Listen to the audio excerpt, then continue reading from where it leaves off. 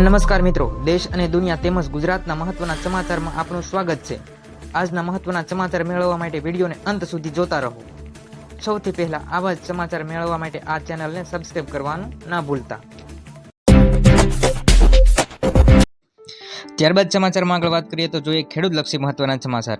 મિત્રો, જે પાક નુકસાનને માટે ખેડૂતો દ્વારા જે ફોર્મ ભરવામાં આવે છે તો તે વિશેની વિગતવાર માહિતી આપણે જોઈશું। કેમ કે પાક વળતર માટે સહાય માટે કયા કયા ડોક્યુમેન્ટની જરૂર પડશે, કેટલા લાખે સહાય મળશે, કેટલા રૂપિયાની સહાય મળશે અને કઈ તારીખ સુધીના છેલ્લો દિવસ છે, તો તમામ માહિતી જોઈએ તો આ ચેનલ સાથે જોડાયા રહો અને પૂરી માહિતી જોવો અને આ તમામ ખેડૂત મિત્રો સુધી આ વિડીયોને શેર કરો, જેથી કરીને તમામ ખેડૂત મિત્રો સમયસર આમાં અરજી કરી શકે અને કયા કયા ડોક્યુમેન્ટની જરૂર પડશે તો તમામ માહિતી અમે આપવાના છીએ।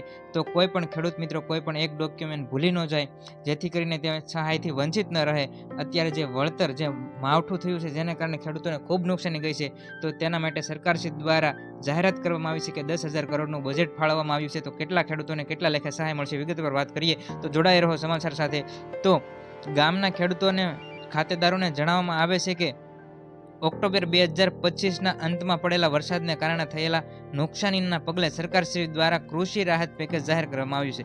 મિત્રો, આ સરકારશ્રી દ્વારા જાહેર નોટિસ આપવામાં આવી છે તે આપણે સમજીએ તો તે મુજબ જોઈએ તો ખેડૂતોને જે પાકમાં નુકસાન થયેલું હોય તેમણે ઓનલાઈન ફોર્મ ભરવાનું રહેશે અને 14 તારીખથી મિત્રો આ ફોર્મ ભરવાના ચાલુ છે અને છેલ્લી તારીખ 15 દિવસની અંદર એટલે કે 29 તારીખ સુધીમાં તમારે તમામ ખેડૂત મિત્રોએ જેમને નુકસાની થઈ છે તેવા તમામ ખેડૂત મિત્રોએ આમાં ફોર્મ ભરી દેવું છે। 14/11/2025 થી 15 દિવસ માટે ખેડૂતશ્રીએ પોતાના ભાગમાં પોતાના ગામની અંદર જે આવતા VCE એટલે કે કોમ્પ્યુટર ઓપરેટર મારફતે આમાં અરજી કરવાની રહેશે। મિત્રો, આપણા ગામમાં જે VCA ની કામગીરી કરતા હોય તેમને ખેડૂત મિત્રો મળે અને તેની અંદર તમારે અરજી કરવાની રહેશે। તો અરજી કરવા માટે કયા કયા ડોક્યુમેન્ટ જોશે તેની વિશે વિગતવાર વાત કરીએ તો સૌ પ્રથમ જોશે આધાર કાર્ડ। મિત્રો, જે ખેડૂત મિત્રો આમાં અરજી કરવા માંગતા હોય તેવા તમામ ખેડૂત મિત્રોને સૌ પ્રથમ આધાર કાર્ડની જરૂર પડશે। ત્યારબાદ જોવામાં આવશે તો 7/12/8 ની નકલ અને ત્રીજા નંબરમાં પાસબુકનો સમાવેશ થાય છે। મિત્રો, આધાર કાર્ડ આપણે કહેતા હોય તે 8/12ની નકલ એટલે કે 7/12/8 ની નકલ, બેંક પાસબુક, વાવેતરનો દાખલો મિત્રો જો તમને ખબર ન હોય, ઘણા બધા ખેડૂતોને ખ્યાલ નથી હોતો, તો આ તમારે તલાટી સાહેબને મળવાનું હોય છે, ગામના તલાટીને તેમને કહેવાનું છે કે વાવેતર અંગેનો દાખલો કાઢી આપો, તો તલાટી શ્રી પાસેથી મેળવી લેવો અને ત્યારબાદ સંમતિપત્ર એટલે કે મિત્રો સંયુક્ત ખાતેદારના કિસ્સામાં આપણી જમીન છે મોટા ભાગે સંયુક્ત કિસ્સામાં હોય છે અથવા તો સર્વે નંબર 1 હોય છે, એમ સંયુક્ત હોય છે।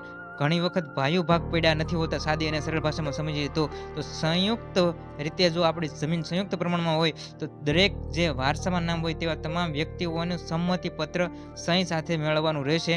અને આ જે આધાર કાર્ડ, 7/12/8 ની નકલ, 3 નંબરમાં પાસબુક, વાવેતરનો દાખલો 4 નંબરનો ડોક્યુમેન્ટ અને 5 નંબરમાં સંમતિપત્ર, આ 5 ડોક્યુમેન્ટ જો તમારા કમ્પ્લીટ હશે ત્યારબાદ તમે VCA ની જે કામગીરી કરતો હોય કોમ્પ્યુટર ઓપરેટર તેમને મળો, ત્યારબાદ તમારું ફોર્મ ભરાઈ જશે। ફોર્મ ભરવા માટે એક પણ રૂપિયો દેવો નથી, આવું સરકારે સ્પષ્ટપણે જણાવવામાં આવ્યું છે। ઉપરોક્ત જણાવ્યા પ્રમાણે ડોક્યુમેન્ટ 1 થી 4 લઈને VCA પાસે જઈએ ઓનલાઈન અરજી કરાવવાની રહેશે।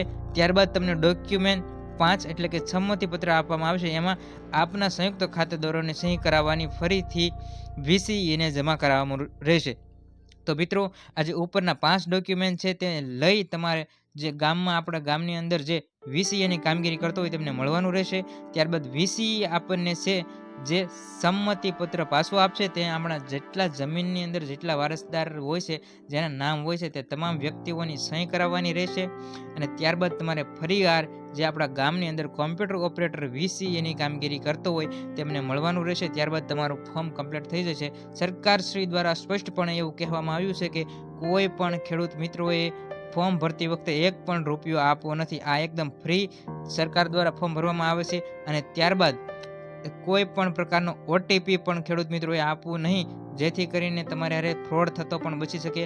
આ વાતનું તમામ ખેડૂત મિત્રોએ ધ્યાન રાખવું। ત્યારબાદ કેટલી સહાય મળશે, વીઘા દીઠ, હેક્ટર દીઠ તે વિશે આપણે વિગતવાર માહિતી જોઈએ વીઘા દીઠ સહાયની વાત કરીએ તો લગભગ 3500 રૂપિયાની સહાય આપવામાં આવશે અને હેક્ટર દીઠ વાત કરીએ તો 1 હેક્ટરે 22,000ની એટલે કે 2 હેક્ટરની મર્યાદામાં 44,000ની સહાય વળતર માટે આપવામાં આવશે. અને ત્યારબાદ ખાસ નોંધ લેવા જેવી બાબતોને આપણે એક પછી એક સ્પષ્ટપણે સમજી લઈએ. તો મિત્રો, આ ફોર્મ ભરતી વખતે કેટલીક નોંધ લેવા જેવી બાબતોમાં આપણે સર્વપ્રથમ એક ખાતામાં એક જ ખેડૂત ફોર્મ ભરી શકશે. સંયુક્ત ખાતેદારના કિસ્સામાં અન્ય ખાતેદારો એટલે કે ખેડૂતશ્રીએ પોતાની સહમતિ આપવાની રહેશે. મિત્રો, આ સ્પષ્ટપણે આપણે સમજીએ સાદી અને સરળ ભાષામાં. તો મિત્રો, આપણે જે જમીન હોય છે તે જો સર્વે નંબર 1 હોય અને એની અંદર 3-4 આપણા ભાઈઓના કે 3-4 વ્યક્તિદાર કે 3-4 ખાતા ધારકોના નામ હોય તો કોઈ પણ એક જ ખેડૂત આમાં જે સહાય માટે અરજી કરી શકશે અને એકને જ આનો લાભ મળી શકશે. બાકી જે વારસાની અંદર જે પણ 3 કે 4 આપણા જે ખાતા ધારકો હોય છે તેમને સંમતિ આપવાની રહેશે. તમામ વ્યક્તિઓને આનો લાભ મળશે નહીં. માત્ર ને માત્ર એક જ જે ખાતા ધારક હોય છે, ખેડૂત હોય છે, તેમને આ યોજનાનો લાભ મળવા પાત્ર રહેશે. એક જ વ્યક્તિને સહાય મળવા પાત્ર રહેશે. વારસામાં નામ જેટલા લોકોના હોય છે તેમણે સંમતિ આપવાની રહેશે. ત્યારબાદ આપણે આગળ વાત કરીએ તો ખાતેદારના મૃત્યુના કિસ્સામાં વારસદારો તરફથી પેઢીનામું રજૂ કરવાનું રહેશે. તેમાંથી કોઈ પણ એક જ વારસદાર ફોર્મ ભરી શકશે. ત્યાં બાકીના વારસદારોને સહમતિનું સોગંદનામું રજૂ કરી અરજી કરી શકાશે. જો મિત્રો, જો જે વ્યક્તિ ખાતેદાર હોય તેમાં કોઈ પણ વ્યક્તિ ખાતેદાર હોય અને મૃત્યુ પામ્યો હોય તો તેમાં જેટલા પણ તેમના સંતાનો હોય તેમને સહમતિ આપવાની રહેશે અને એક જ વ્યક્તિ જેનું વારસામાં નામ હોય તે ફોર્મ ભરી શકશે. બાકીના વ્યક્તિઓના જેના નામ હોય તેમને સહમતિ આપવાની રહેશે. ત્યારબાદ આગળ વાત કરીએ તો સહકારી અને સરકારી જે સંસ્થાકીય જે જમીન ધારકો છે આ રાહત પેકેજનો લાભ તેમને મળવા પાત્ર રહેતો નથી. મિત્રો, ઘણી જગ્યાએ સરકાર શ્રી દ્વારા જે જમીન ફાળવવામાં આવ્યા હોય છે, પ્લોટ ફાળવવામાં આવ્યા હોય છે, તો તેવી કામગીરી માટે જે સંસ્થાકીય સરકારી જે જમીન આપવામાં આવી હોય છે તેવા ખેડૂત મિત્રોને આ યોજના છે વળતર માટેનો લાભ મળવા પાત્ર રહેતો નથી. ત્યારબાદ આગળ વાત કરીએ તો ઓનલાઈન ફોર્મ ભરવાની સમય મર્યાદા પૂરી થયા બાદ કોઈ પણ ખેડૂતની દલીલ કે ફોર્મ સ્વીકારવામાં આવશે નથી.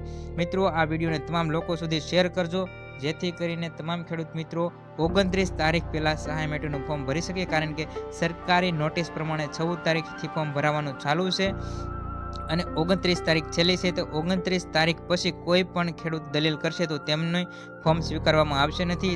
એટલે કે 29 તારીખ સુધીમાં જો તમે ફોર્મ ભરી દીધું તો તમારું ફોર્મ ઓકે ગણાશે. ત્યારબાદ જો તમે ફોર્મ લઈને ગયા 29 તારીખ પછી તો તમારું ફોર્મ લેવામાં આવશે નથી. ત્યારબાદ નંબર 5ની વાત કરીએ તો ઓનલાઈન ફોર્મ ભરાઈ ગયા પછી જરૂરી ડોક્યુમેન્ટ 1 અને 5 સમયસર જમા નથી કરાવેલ તો તમને લાભ મળવાપાત્ર નથી. મિત્રો, આગળ આપણે વાત કરી તેમ આધાર કાર્ડ અને જો તમારે સહમતિ પત્ર દર્શાવવાનું છે, જો તમે આધાર કાર્ડ અને સહમતિ પત્ર જો દર્શાવવામાં ભૂલ કરી છે અથવા તો તમે 29 તારીખ પછી મોડા ગયા છો તો પણ તમને આ યોજનાનો લાભ મળવા પાત્ર રહેતો નથી. આથી તમામ ખેડૂત મિત્રોએ પોતાની અંગત જવાબદારી લઈ ફોર્મ ભરવાનું અને ડોક્યુમેન્ટ જમા કરાવવા ફરજિયાત બને છે. તો મિત્રો, તમામ ખેડૂત મિત્રો સુધી, તમામ નાગરિકો સુધી આ વિડીયોને શેર કરો અને આવી જ ખેડૂતલક્ષી માહિતી માટે ગુજ્જુ માસ્ટર ન્યૂઝ ચેનલ સાથે જોડાઓ. ગુજ્જુ માસ્ટર ન્યૂઝ ચેનલને સબસ્ક્રાઇબ કરો અને સરકારી યોજના માટેની માહિતી માટે તેમજ ખેડૂતલક્ષી યોજનાઓ માટેની માહિતી માટે આ ચેનલને સબસ્ક્રાઇબ કરો.